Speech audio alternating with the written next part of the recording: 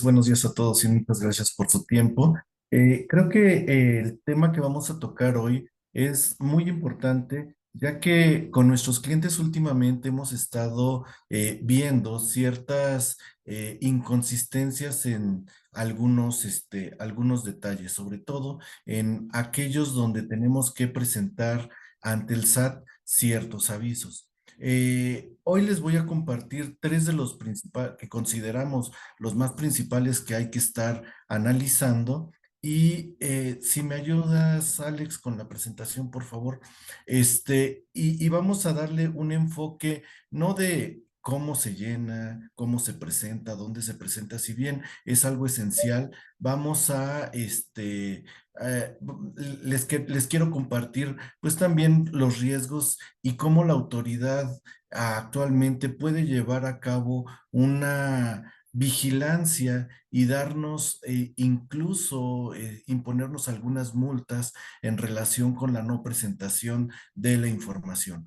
En algunos de los casos vamos a ver que tenemos no que analizar nada más la información de nosotros, sino también información de terceros, que eso lo vamos a ver en uno de los de estos trámites que hay que incorporar, porque es de suma importancia que todo lo tengamos bien identificado, súper amarrado y sobre todo que podamos tener ese cumplimiento, como lo comentaba Fernando, para evitar posibles contingencias, ya que actualmente lo que hemos estado observando de las autoridades es ese apetito por adquirir recursos, ¿no? Sabemos que uno de los principales a través de la fiscalización es la aplicación de multas a los contribuyentes. Y si bien antes no era tan relevante la presentación de un aviso, actualmente es uno de los mayores puntos que la autoridad tiene para poder ejercer tanto facultades como imponer multas.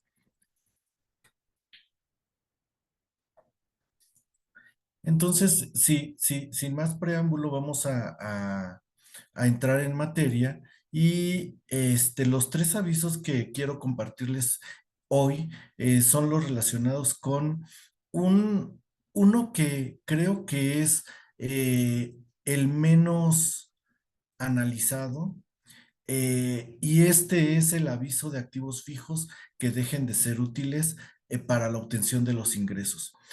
Otro de los avisos relevantes es el aviso de socios, accionistas y representantes legales. Y el último que vamos a tocar el día de hoy va a ser la cancelación del RFC, particularmente en fusión de sociedades. ¿Por qué? Porque actualmente la autoridad ha venido revisando a ciertos contribuyentes y no se ha podido llevar a cabo esa cancelación. Y vamos a ver pues los posibles efectos que pudiera llevar esta no cancelación, ¿no? Entonces, nos vamos a la siguiente, Alex, por favor. En el caso de los activos fijos y este trámite que debemos cumplir es, ¿cuándo se debe de cumplir esto? Primero, si yo tengo activos fijos, maquinaria, equipo de transporte, cualquier tipo de inversión que ya no me esté generando recursos, lo que hay que hacer, y eso es comúnmente incluso para efectos contables, es darlo de baja. Eso darlo de baja, es, ese dar de baja ese activo, lo que nos establece tanto la norma contable como la norma fiscal es que debemos tenerlo registrado con un peso y ya no depreciarlo. En el ejercicio en el que esto ocurra, nosotros podemos hacer la deducción del saldo por derimir que esté pendiente de generarse, y esto nos va a llevar a que pues, se deprecie totalmente, ¿no? Entonces, bajo esta tesitura, en el artículo 31 de la Ley del Impuesto sobre la Renta, nos establece que cuando esto ocurra, nosotros debemos de informarle al SAT que tenemos un activo o ciertas inversiones que ya dejan de ser útiles y voy a aplicar esa deducción. ¿Cómo se presenta? Pues para estos efectos, si bien en la regla miscelánea no es tan clara la presentación de este aviso, está la ficha de trámite 161 del anexo 1A de la resolución miscelánea, en la cual nos establece que no hay un formato particular. Es un escrito libre que se debe de presentar ante la autoridad y va a ir dirigido dependiendo de si somos grandes contribuyentes o si somos contribuyentes que podemos presentar avisos ante cualquier administración desconcentrada local, pues vamos a tener que incorporar y llevar a oficialidad de partes un escrito libre. Este escrito libre tiene que cumplir ciertas características. Entre las más relevantes es qué tipo de inversión estoy dando de baja, cuál fue el monto original de la inversión, cuándo fue la fecha de adquisición y a partir de qué mes empecé a llevar a cabo su depreciación, los meses que se han utilizado y los meses e importes pendientes de deducir. ¿Esto con qué objetivo? Con el objetivo de que en la declaración anual, cuando nosotros tenemos que llenar el apartado de inversiones y cuál es la deducción de inversiones que se está llevando a cabo, pues la autoridad puede hacer un match de alguna u otra forma de aquellos activos que ya no se depreciaron o perdón, que ya se depreciaron totalmente porque los dimos de baja. ¿Cómo puede ser esto posible? Pues porque si ponemos el ejemplo de un automóvil que se deprecia al 25% y en el año 2 yo lo voy a dar de baja, pues ese 50% pendiente o el 75% pendiente, dependiendo de cómo lo veamos, yo lo voy a dar de baja, voy a hacer esa deducción a partir del ejercicio 2 donde ya no fue útil para que generara esos ingresos. Entonces, yo presento ante la autoridad este aviso y la autoridad va a saber que yo ya tengo inversiones que no las estoy utilizando y que por ende voy a tener un incremento en mi deducción fiscal, ¿no? También es bien importante que en este escrito nosotros le establezcamos a la autoridad y le mostremos cuál es la razón de negocios del por qué se está dando de baja ese activo. Si bien vamos a poner una maquinaria y equipo, yo adquiero una maquinaria y equipo para poder actualizar y ser más eficientes en mis procesos. Y eso lleva a que una máquina que esté pendiente de deducir ya no la voy a utilizar, puesto que es más costoso, o tiene más riesgos, pues nosotros tenemos que explicarle a la autoridad esa razón, el por qué lo estoy dando de baja de manera total, ¿no? Entonces,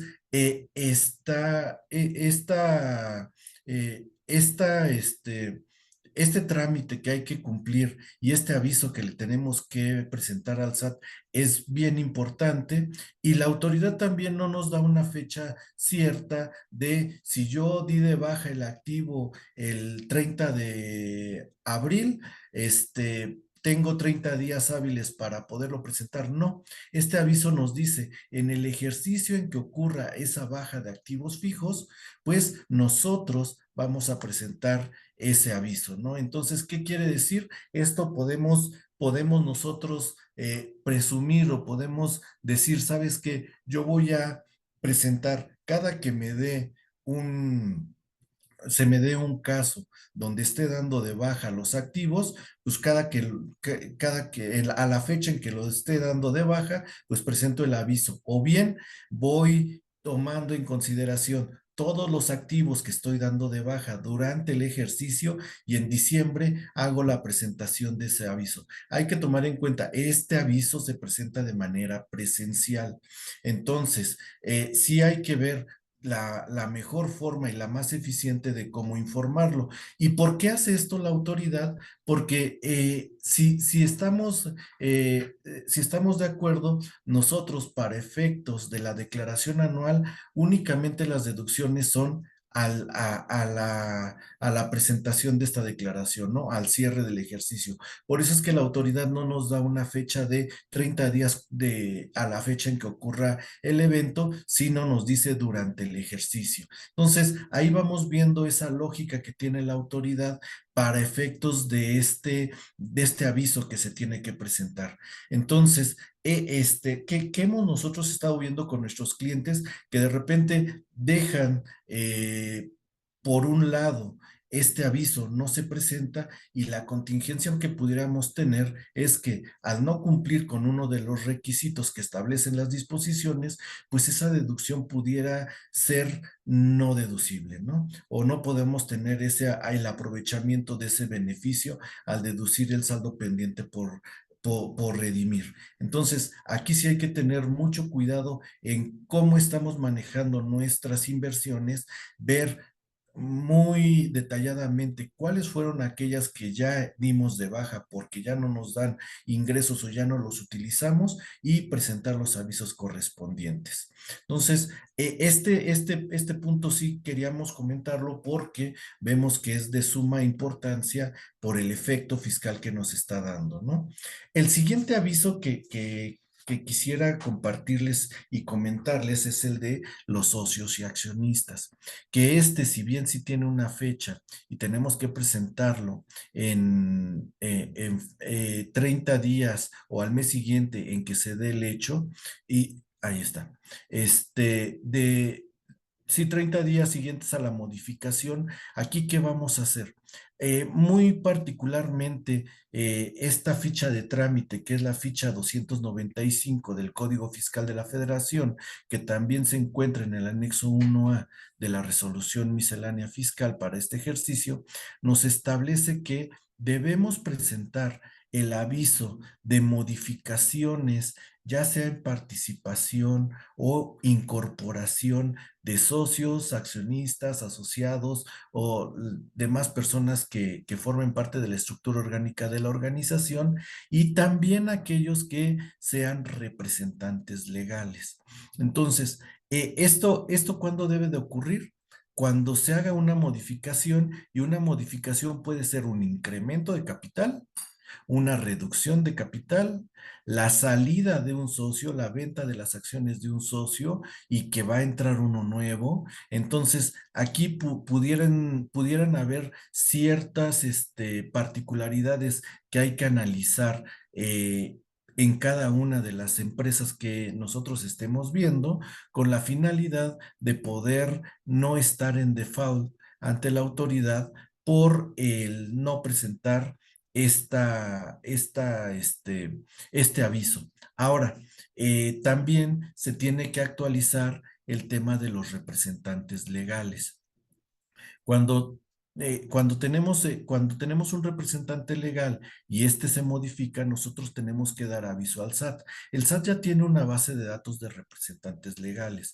Entonces, él ya va a saber, el SAT ya sabe cuál es el representante legal de qué compañía. ¿Eso a qué nos lleva?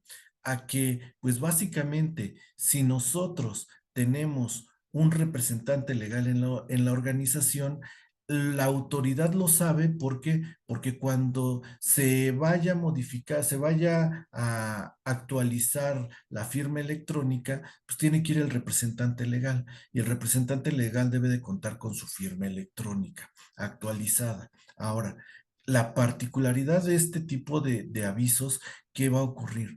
La autoridad, cuando presuma que un socio accionista o representante legal hizo operaciones con EFOS o con EFOS particularmente, y se encuentre y haya tenido estas operaciones, lo va a machar y va a rechazar el aviso.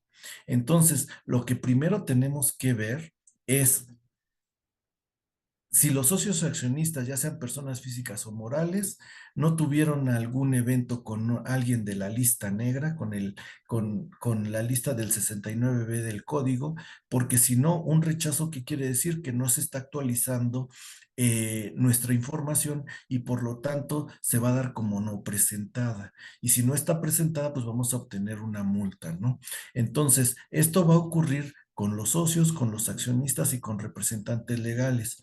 En el pasado me tocó ver que cuando presentaron este aviso de accionistas, uno de ellos tenía cancelación de sellos. Y fue un problema el que pudieran actualizar su situación fiscal de los socios o accionistas de esta empresa, puesto que no contaban o uno de los socios no estaba, no tenía los sellos y por lo tanto su firma electrónica estaba inhabilitada. Se tuvo que hacer todo un proceso para poder primero aclarar la situación del socio de esta compañía, posteriormente a renovar su firma electrónica y una vez que estuviera vigente, entonces se presentó el trámite, fue aceptado, pero para esto pasaron 8 meses. Entonces, es bien importante que no nada más veamos la situación fiscal de nuestra empresa, sino también de nuestros socios o accionistas. A ver, Tania, si quieres, le podemos abrir el micrófono a Tania, por favor. Claro que sí, justo dame un segundo. Permíteme.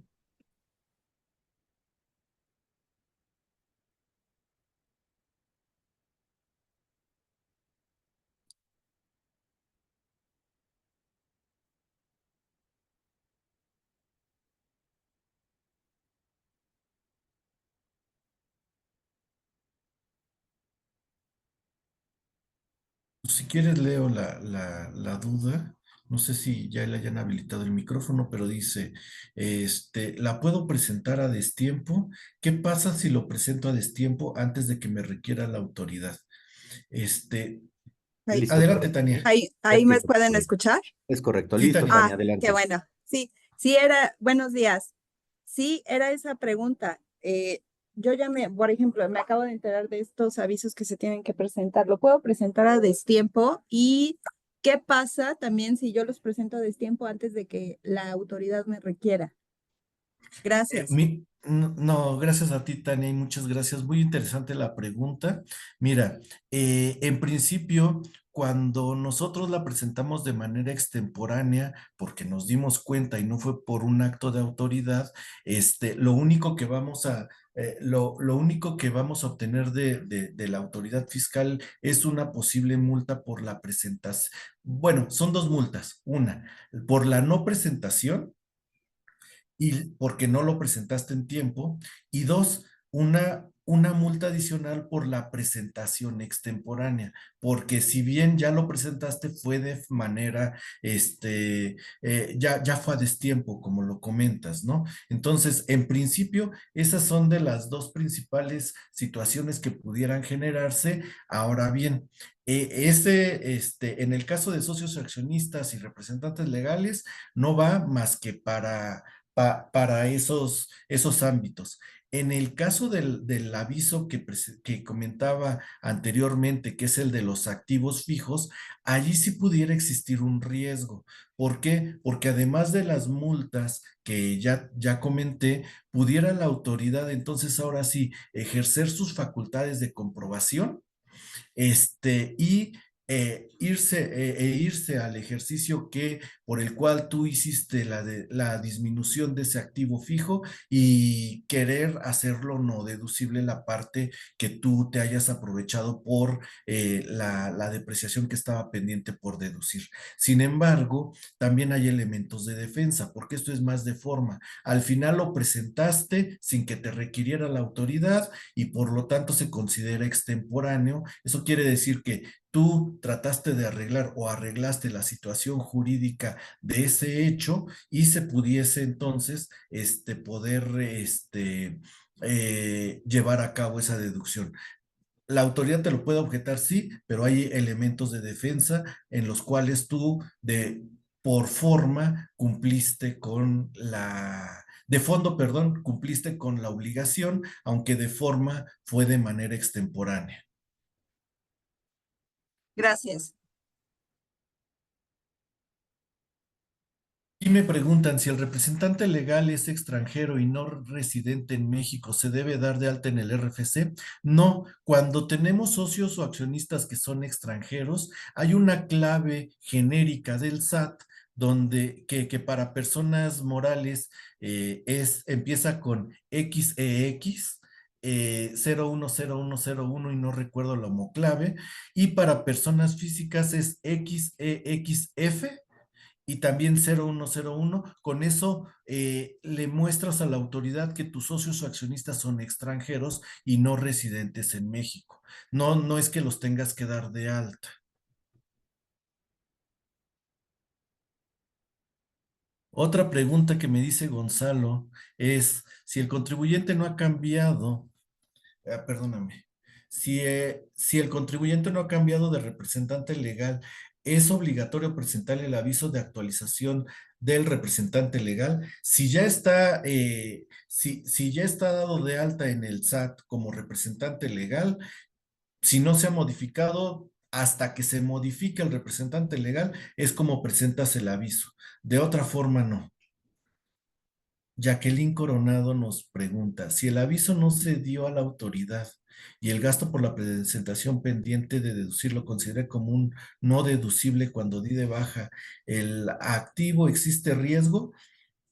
El riesgo es la no presentación, el riesgo por la no presentación de este aviso son las multas. En este caso, si lo hiciste no deducible, no te podría imponer alguna otra sanción, puesto que ya lo hiciste no deducible, ¿no? Entonces, nada más sería el riesgo por las multas. Dice, si el activo se termina de depreciar totalmente, ya no hay que presentar el aviso. Si es una depreciación de manera natural y que nos vamos conforme a las disposiciones fiscales, no hay que dar aviso. Ese aviso de activos fijos es solo cuando dejen de ser útiles y había un remanente pendiente por deducir que voy a deducir en el ejercicio. La depreciación natural no tienes que avisarle a la autoridad. Es por causas extraordinarias, por así decirlo.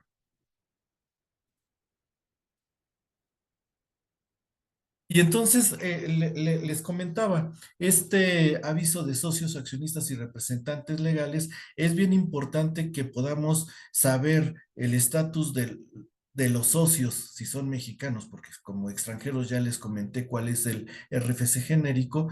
Si estos son mexicanos, hay que revisar también su estatus ante las listas negras, ¿no? O ante la cancelación de sellos. Si tienen sellos cancelados o la firma revocada, eso primero tenemos que arreglar la situación de los socios accionistas y posteriormente tenemos que incorporar el presentar, perdónenme, este aviso. Aime Gómez nos pregunta, ¿puede decir de nuevo el RFC genérico para socios extranjeros, persona física? Sí, empieza con XEXF 010101. La homoclave es la que no me sé.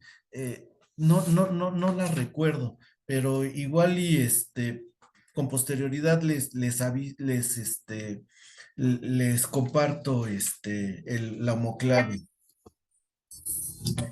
Eh, el aviso, el formato para el aviso de cambio de representante legal es, la ficha de trámite es la 295 código CFF y ese formato es electrónico, está dentro del portal del SAT, así lo ponemos como socios o accionistas y ahí se va a desplegar.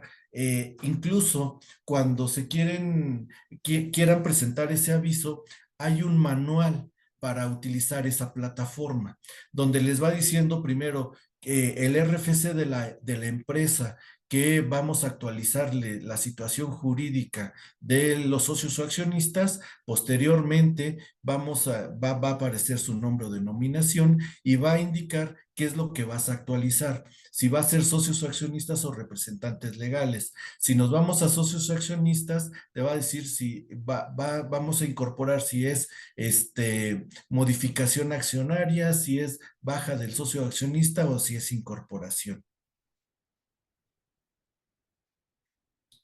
Dice, buenos días, el aviso del representante legal, ¿podrías compartir un correo electrónico? Sí, Jaime, al final viene el correo electrónico, al final de la presentación viene el correo electrónico de desarrollo de negocios y ellos me hacen llegar los correos y ya yo los contesto. Dice, buenos días, es para quien, dice, buenos días, el aviso representante legal es para quien tiene poder de dominio o también para quien tiene poder de administración.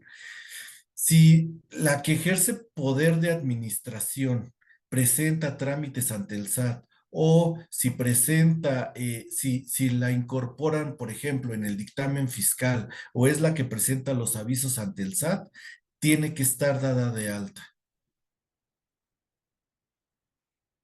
Este formato, híjole, este formato ya tiene varios años.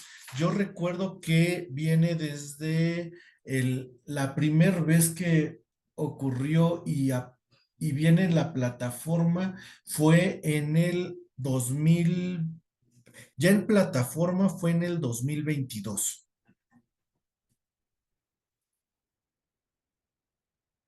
Entonces, y esta ficha de trámite, pero esta ficha de trámite ya viene desde antes. Antes se presentaba y tú llevabas una USB al SAT y presentabas el aviso, ahí avisabas la integración de tus socios o accionistas. Ellos ahí en el SAT leían el USB y actualizaban los socios o accionistas. Antes era un procedimiento distinto y ahora ya hay plataforma que les comparto, era desde 2022 cuando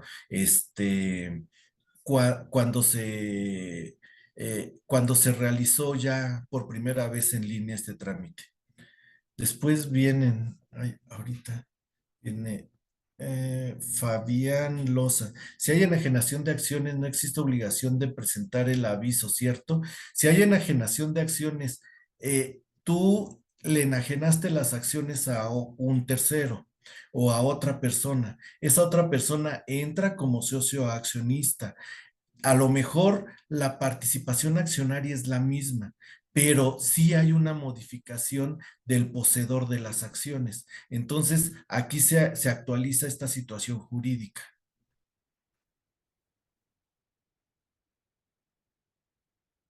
Dice, gracias, acudimos directamente ante el SAT para hacer el cambio de firma electrónica del representante legal. No es necesario, no es suficiente eso. Necesitamos presentar este aviso.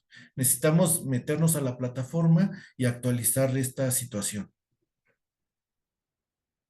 Si quieren, continuamos. Ahorita al final vemos las demás preguntas que tengan con de este tema para poder ver el siguiente aviso, ¿no? Pero creo que este aviso a muchos se nos ha ido, la verdad. Tenemos clientes que dicen, oye, pues, se me olvidó presentarlo y ahora qué hago, ¿no? Pues hay que actualizarnos. Y el último tema que quería compartir con ustedes y un aviso muy importante es, y eso se dio mucho cuando fue la reforma laboral. De antes ya existía el tema de las fusiones, pero en la reforma laboral se vio más. ¿Por qué? Porque las empresas operativas generalmente se empezaron a fusionar con las operativas y nosotros para efectos fiscales necesitamos cancelar el RFC por fusión. Para esta cancelación del RFC por fusión, y si nos vamos a la siguiente slide, Alex, por favor, la cancelación del RFC por fusión es un trámite que debería de ser sencillo, pero la verdad es que la autoridad últimamente lo ha hecho muy complicado. ¿Y por qué lo ha hecho complicado? El artículo 14b del Código Fiscal de la Federación nos establece que una vez fusionada la compañía, se tiene que hacer la cancelación del RFC, que debe de estar dentro de los 30 días siguientes a que se haya efectuado la fusión. Si no se cumple con este requisito, esta fusión pudiese considerarse gravada y se tiene que pagar el impuesto porque estás enajenando, ¿no? Recordemos que la fusión es una enajenación porque se le está transmitiendo la propiedad a otra compañía, cuando se absorbe o cuando se crea una nueva empresa, ¿no? Ahora bien, esta es la ficha de trámite número 86 del Código Fiscal de la Federación, donde te establece que durante los 30 días siguientes a aquel en que se haya efectuado la fusión, tú tienes que presentar el aviso de cancelación. Pero y dijéramos hasta ahí está muy simple, es muy claro y no hay ningún problema. Pero esa misma ficha de trámite nos establece que previo a la presentación de esa ficha de trámite, tenemos que presentar la ficha de trámite 316, que se llama revisión de requisitos para la cancelación del RFC por fusión, ¿no? Aquí nada más le puse revisión de requisitos. ¿Y qué ocurre con esta ficha de trámite 316? Nosotros vía mi portal solicitamos solicitamos la ficha de trámite 316 donde decimos necesitamos que revises los requisitos que voy a presentar para la cancelación del RFC, que ¿qué es? Es la forma fiscal RX, donde digamos donde establezcamos las fechas de cancelaciones de acuerdo con el poder notarial, perdón, con el acta de fusión, que esta debe de estar debidamente protocolizada e inscrita en el registro público de la propiedad. ¿Qué más tienes que ver? Que hayas presentado la declaración anual por fusión, ya sea de manera anticipada o la no, o la anual, si es que cerramos la fusión el 31 de diciembre, y toda la documentación soporte, que es el acuerdo de fusión, la protocolización, etcétera. Eso lo va a revisar la autoridad y va a revisar que cumplas con esos requisitos. Dentro de esos requisitos también tenemos que incluir un escrito libre donde digamos que no somos sujetos de facultades de comprobación, que no tenemos relación con las listas, con contribuyentes de las listas negras, y hay una serie de declaraciones bajo protesta de decir verdad que hay que hacer. La autoridad que hace, le llega ese aviso, empieza a revisar, pero también lo que hace la autoridad es ver, bueno, vamos a revisar sus últimos 5 años para ver si no tiene diferencias de CFDIs, ya sea retenciones, ya sea ingresos, eh, eh, particularmente son esos ingresos y las retenciones. Entonces, la autoridad, una vez que revisa esta información de la fusionada, es bien importante, es la fusionada la que va a desaparecer, revisa la información y si al final del día lo que ocurre es que hay diferencias, nos va a decir la autoridad, no te puedo dar por cumplida la información de la ficha 316, puesto que tienes inconsistencias. Te va a mostrar las inconsistencias y tú tienes 10 días para aclararlas. Entonces, ¿qué va a ocurrir? Durante la autoridad de esos 30 días que les decía del aviso del RFC de cancelación por la fusión, se suspende cuando nosotros presentamos esa ficha de trámite. Entonces, ya la autoridad pasan 20 días y nos da una negativa, nos dice, no cumples con los requisitos de la 316 porque tienes inconsistencias.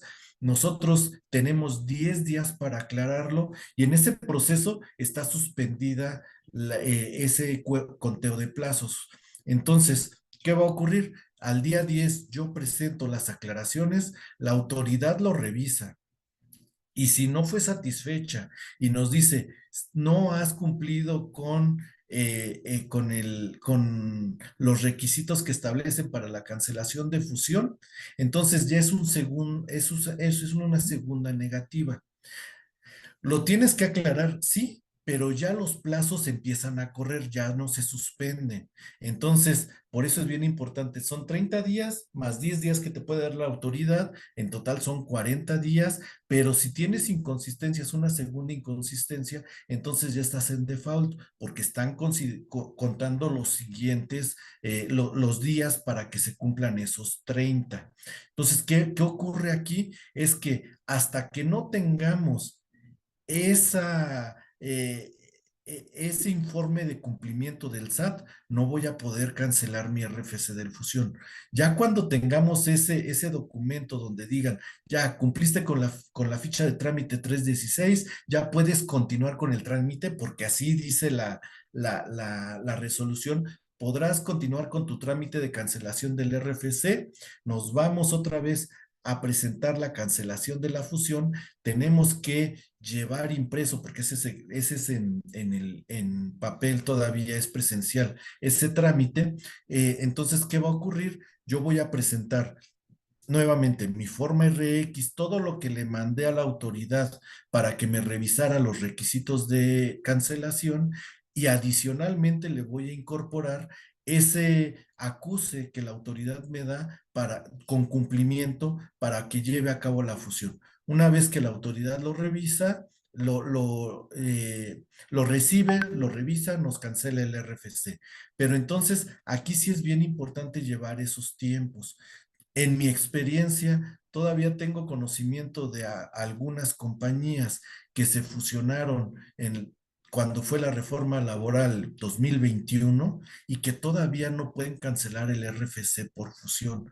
¿Por qué? Porque siguen teniendo inconsistencias. Ya están en default, la autoridad puede decir que es una fusión grabada y que tienen que pagar un impuesto. Hay elementos de defensa, incluso ya también hay una resolución de la Corte donde nos dice que sí, que la autoridad no puede considerarla, el hecho de que no cancele el RFC de fusión, no puede considerar que la fusión no se haya realizado. Entonces, que ese es un mero trámite y que no pudiera generar alguna otra contingencia fiscal, pero es una resolución individual que alguien que se peleó la dio, ¿no? Entonces, aquí sí es bien importante que tengamos en cuenta que esta parte de los tiempos sobre todo y que si vamos a hacer una fusión en el futuro, primero revisemos y hagamos la conciliación de nuestros FDIs, la conciliación de nuestras retenciones, una vez que todo esté bien integrado, entonces ahora sí, podemos hacer la fusión sin ningún problema y ya no deberíamos de tener algún tema porque la autoridad pudiese considerar que no le estamos atendiendo en tiempo, ¿no? Entonces, esa parte sí es relevante, es algo que les queríamos compartir porque consideramos que si no cumplimos con al menos, son muchos más avisos, pero creo que estos son los más relevantes y los que menos observación tienen nuestros clientes y amigos que dicen, oye, pues yo no sabía del de socios accionistas, menos sabía del activo fijo, el de la fusión sí tengo problemas, ayúdame a conciliar los FDIs, pues vemos todo ese proceso, ¿no? Pero creo que sí tenemos que llevarnos de esta sesión esta parte de qué estamos haciendo, cómo estamos revisando. Recuerden que si nosotros somos los encargados de impuestos de las compañías, pues tenemos que cubrir a la empresa y más allá de la empresa, a los socios, ¿no? Porque al final de cuentas pudieran haber ciertas contingencias. Dice, perdónenme, voy a pasarme tantito a las preguntas. Jacqueline Cano, muchas gracias, ya nos dio los RFCs de extranjeros. Y dice, ¿en qué casos es obligatorio presentar el aviso de enajenación de acciones? Aquí la enajenación de acciones presentas un aviso cuándo vas a dictaminar esta operación, porque recordemos que para la enajenación de acciones tenemos dos situaciones que pueden ser gravosas. La primera, puedo grabarla y al 20% de la transacción sin deducción alguna, y ahí no lleva ningún dictamen ni ningún aviso, pero el segundo sí, donde dicen que es el 30% de la utilidad. Entonces, ¿yo qué debo de tener? Mi precio de venta de la acción, le puedo disminuir el costo fiscal de las acciones y ahí me va a dar la utilidad. Esa utilidad le aplico el porcentaje, el 30% del impuesto, y puede ser, es menos onerosa que si fuera por el monto total de la operación. Es cuando se presenta, en ese momento, cuando voy a dictaminar esa operación, es cuando presento el aviso de enajenación de acciones para poder hacer este trámite del dictamen, ¿no? Y básicamente creo que para concluir, porque ya casi se cumple la hora, para cumplir con los tiempos y para ir concluyendo, creo que tenemos todos las siguientes tareas. Primero, revisar la situación de nuestros socios, ver si hemos presentado el aviso de socios o accionistas, ver si los representantes legales están actualizados, si no, hacer esa tarea, ¿no? Actualizarlas.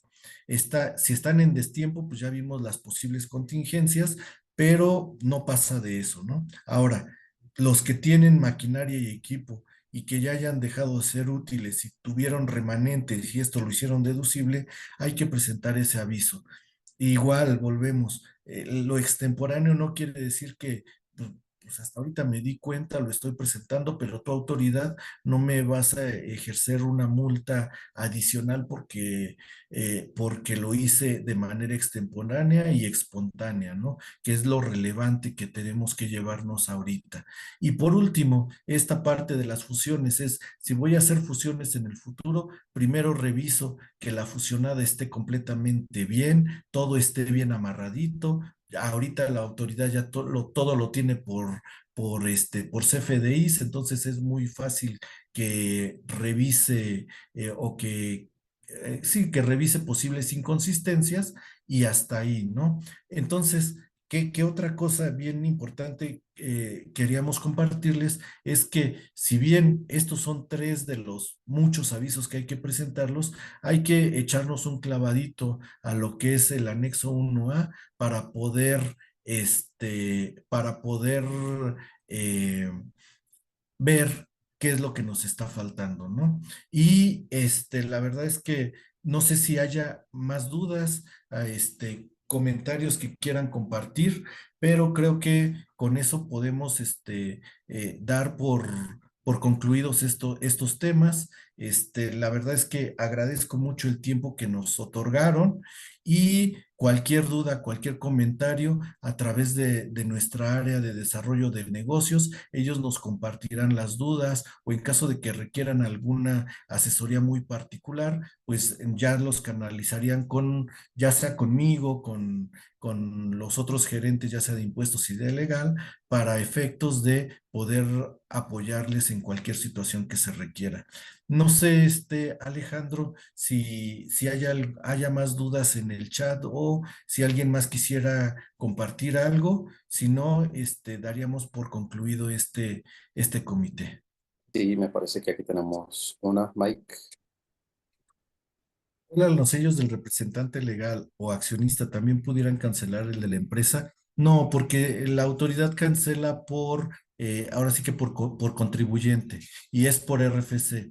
Si bien la autoridad puede hacer un match en el caso de que a alguien se le olvidó el de socios y accionistas y en la declaración anual hubo una modificación en el capital contable, disminución lo puede cachar, sí lo puede cachar, pero si está suspendido el del socio o accionista, no te van a cancelar a ti el sello porque son entidades independientes. Listo, pues muchas gracias. Para cualquier duda o comentario, seguimos disponibles. Tenemos algo más de Hilda González. ¿Cómo podemos revisar ¿Qué persona tiene como representante legal el SAT? Fíjate que ese es un tema bien curioso. El SAT tiene su base de datos, pero esa base de datos no la comparte. Yo te diría, habría que hacer una actualización. Si no sabemos quién está como representante legal ante el SAT, hagamos una actualización, ahorita de quién es el representante legal que debe de ser para estos efectos y adelante, ¿no? Porque si la autoridad no hemos visto que comparta y no lo comparte porque dice, tú como contribuyente debes saber quién es el representante legal que está dentro de mi base de datos. ¿Por qué? Porque tú eres el único que lo ha actualizado. No te proporciona esa información.